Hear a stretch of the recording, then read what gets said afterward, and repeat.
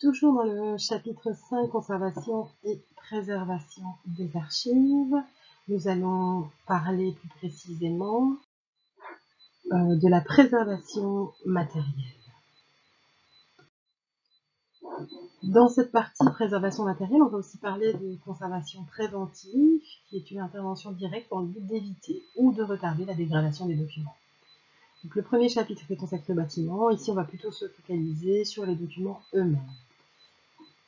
Avez-vous vous-même déjà été confronté à la dégradation de documents? On a déjà parlé du papier, peut-être pensez-vous à d'autres choses. Selon un professeur d'archivistique de l'ULB, la durée de vie des supports d'information est inversement proportionnelle à leur date d'apparition.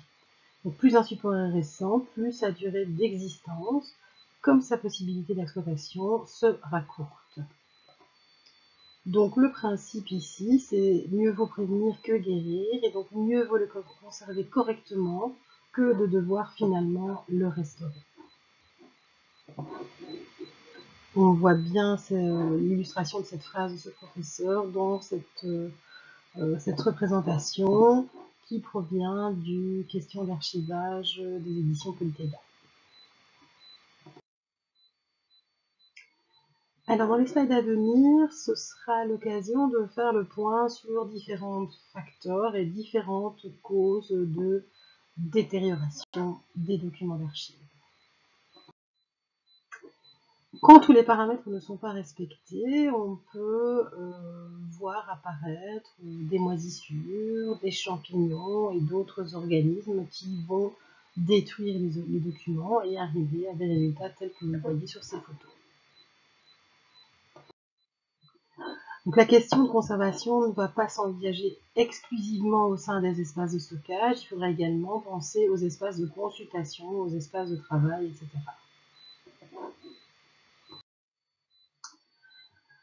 Parmi les facteurs internes de détérioration, on trouve les facteurs relatifs au support et à la constitution des documents, les facteurs relatifs au type et qualité de papier, les supports audiovisuels qui sont très touchés, les films ayant été trempés dans des émulsions, certains films se désagrègent et deviennent de la poussière, ou parfois même peuvent émettre des gaz explosifs. Ça entraîne donc la problématique de la stabilité des supports. Parmi les facteurs internes, on peut aussi trouver une association de ces facteurs avec des facteurs externes tels que la lumière, l'humidité, etc., qui continueront d'augmenter la vitesse de détérioration des documents. L'instabilité de la conservation est donc accentuée par la chaleur, la lumière, l'environnement. Un exemple de facteur interne serait par exemple la nature des encres. Par exemple des encres ferrogaliques, donc du sel de cuivre ou de fer, qui peuvent produire des réactions chimiques.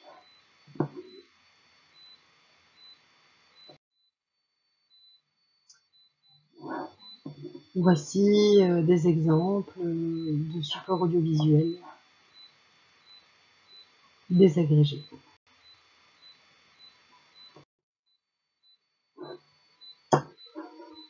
Parmi les facteurs de détérioration, nous avons l'éclairage, donc toutes les sources de lumière, que ce soit les lumières naturelles qui nous proviennent des fenêtres ou les lumières artificielles électriques qui proviennent des lampes et néons. Les différentes encres et colorants des documents sont sensibles à cet éclairage. Et donc, il y aura lieu d'éloigner les documents des différentes sources lumineuses. Donc, idéalement, on va plutôt privilégier des fenêtres orientées au nord, des fenêtres qui ne couvrent pas énormément de la surface des murs, on prévoit maximum 10%. Il faut aussi, il y a trop de fenêtres, doit prévoir des possibilités d'occultation, on va éviter tous les rayonnements directs, on fait très attention évidemment aux UV, et on va quand même penser à un éclairage qui permettra au personnel de travailler normalement. Et donc on privilégie un éclairage de maximum 150 lux. Voici un tableau qui vous reprend les différents taux de luminosité qui sont recommandés. en fonction des types de matériaux à conserver. Il est évident, petite note d'humour de Monsieur Thirion quand il a fait son cours, il vous recommandait de connaître bien entendu par cœur ce tableau. C'était très très important évidemment. En tout cas, c'est une source à avoir sous la main.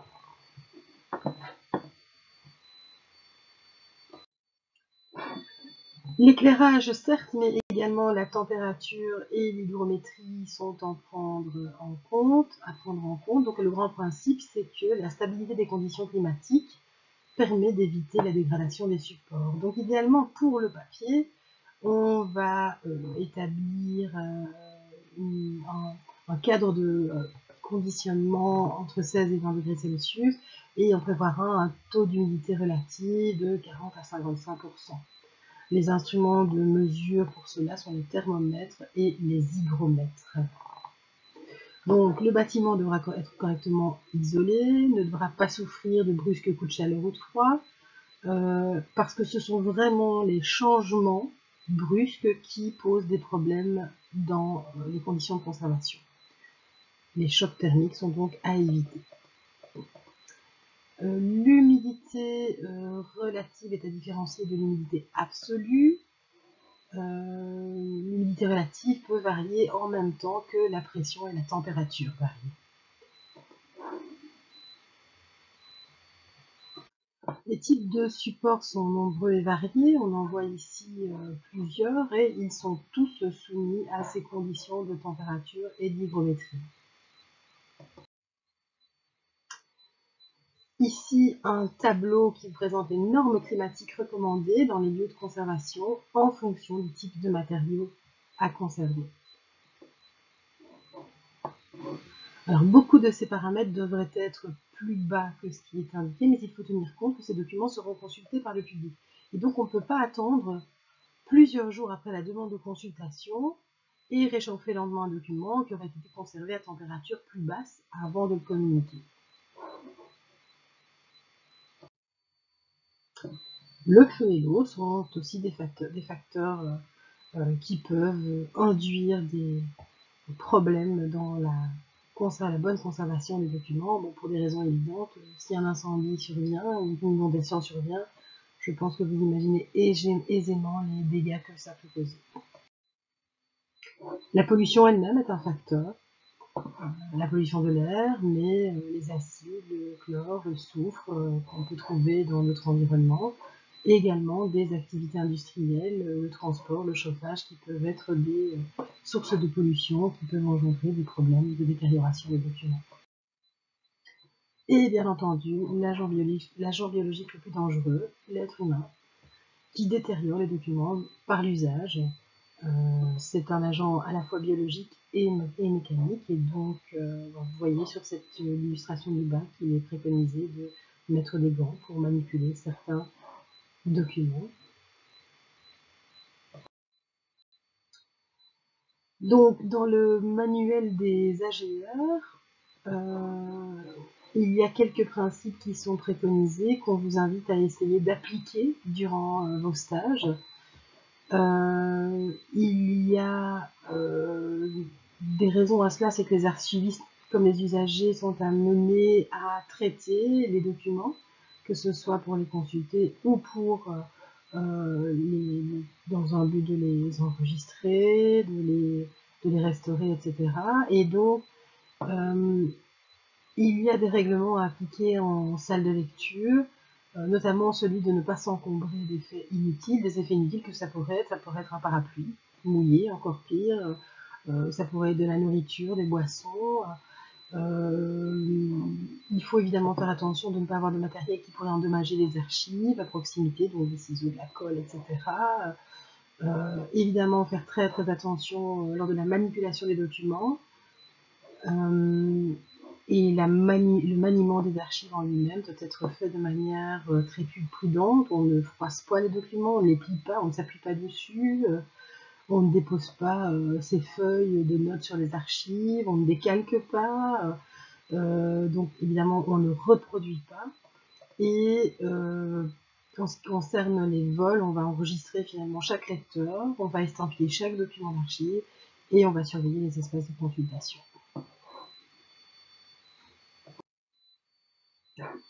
Un autre nuisible dans le cas des archives, ce sont les rongeurs qui peuvent effectuer des dégâts très importants et très rapidement.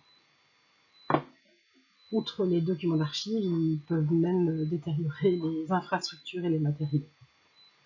Préventivement, bien entretenir les locaux, éviter toute nourriture, éviter les trous dans les murs, etc. etc.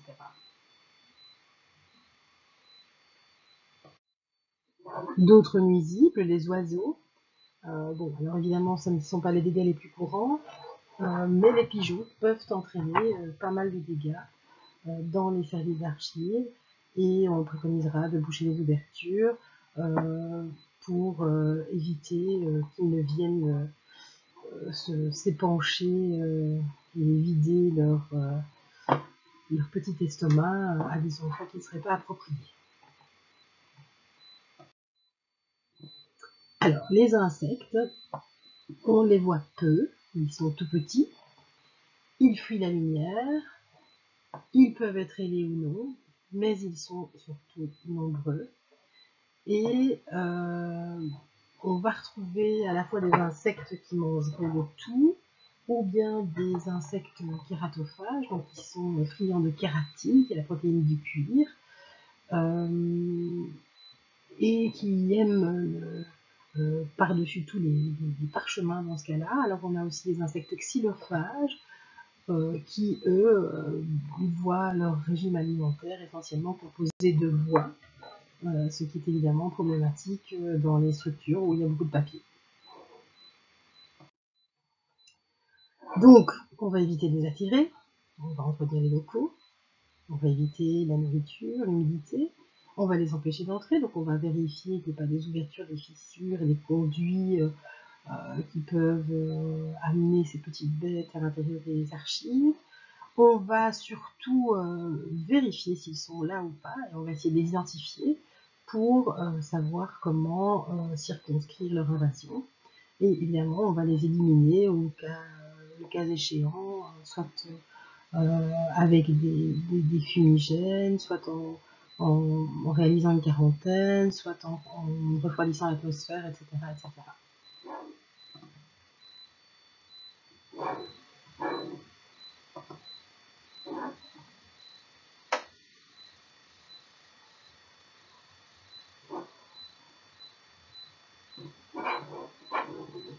Alors, je vous amène donc au musée des horreurs, tel que le nomme Monsieur Thirion, qu'il me signale qu'il devait les reconnaître lors de son examen d'archivistique. Alors j'ai passé le même examen, mais je ne m'en rappelle pas. Donc voilà, hein, des petits animaux bien sympathiques. D'autres encore. Et encore.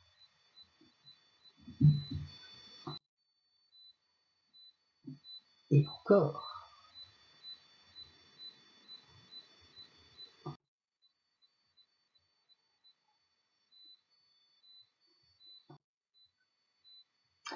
Alors, outre les insectes, nous avons également comme facteurs détériorants les micro-organismes. Les micro-organismes, ce sont des champignons.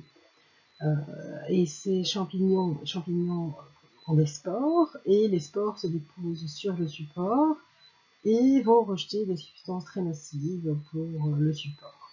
Donc il y a des traitements qu'on peut effectuer à l'aide de coton-tige et d'éther quand l'infestation est limitée, mais malheureusement quand la contamination est massive, il faudra procéder à la congélation, à la chaleur, aux rayons UV, si c'est trop important. La ventilation est également un facteur qui peut entraîner l'apparition de moisissures ou de champignons par confinement. Donc, il est nécessaire d'assurer une bonne circulation de l'air et des filtres anti-poussière.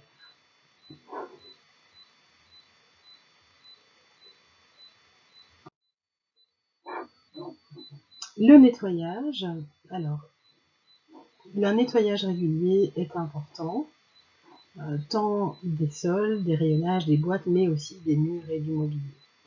Alors, on va utiliser du coup des aspirateurs à filtre HEPA.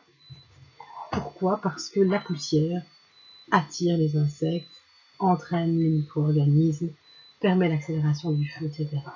Donc le nettoyage est vraiment un élément à bien prendre en compte dans un bâtiment d'archives. Un autre grand facteur, c'est la climatisation. Donc, dans certains cas, on prévoit des systèmes de climatisation qui vont garantir la stabilité et le maintien de la température et de l'humidité. Et ça de manière assez précise. Maintenant, ce sont des systèmes coûteux qu'il faut entretenir, qu'il faut surveiller, qui nécessitent de l'électricité, donc QUID en cas de coupure d'électricité. Donc la climatisation, un élément qui peut à la fois garantir une bonne conservation et à la fois qui doit être surveillé malgré tout.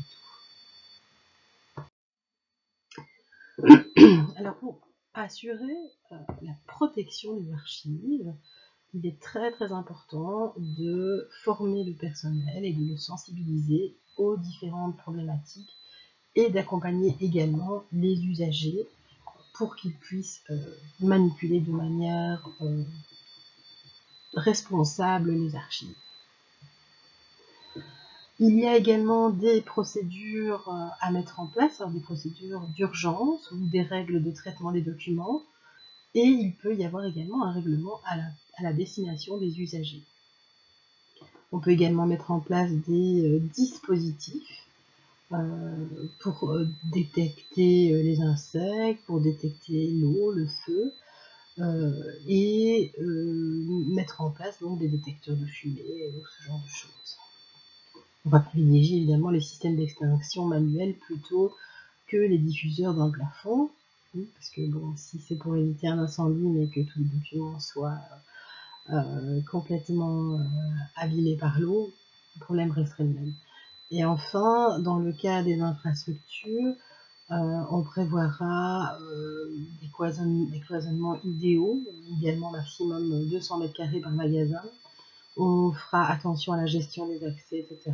On prévoira du matériel tel que des gants, des bottes, différents types de fournitures qui permettront de protéger un maximum les archives, tant lorsqu'elles sont conservées que lorsqu'elles sont manipulées.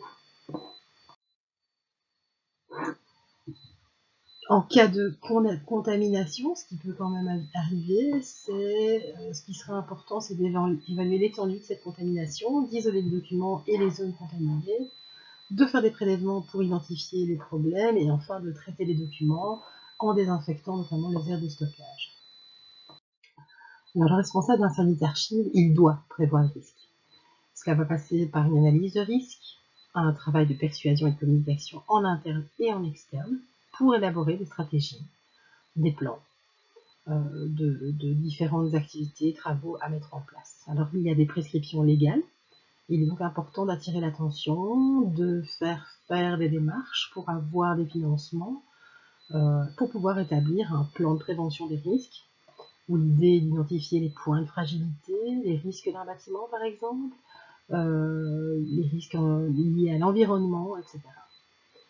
Il y aura lieu aussi d'établir un plan d'action en cas d'urgence. Donc là, c'est par exemple de réunir les coordonnées des différents services de secours, des services de sécurité d'institution, des personnes responsables, d'identifier des volontaires auxquels on peut faire appel, d'identifier des prestataires de services qui pourront être utiles, d'identifier des directives. Qu'est-ce qu'on fait dans un cas de figure particulier, par exemple. Et on pourra établir aussi un plan de restauration. Donc, quels sont les services qui entreront en premier dans le bâtiment pour évaluer les dommages, quelles sont les collections prioritaires en cas de restauration, quels sont les documents qu'il faut préparer pour les assurances, quel est le matériel nécessaire, appareil photo, bottes, etc. Un exemple de planification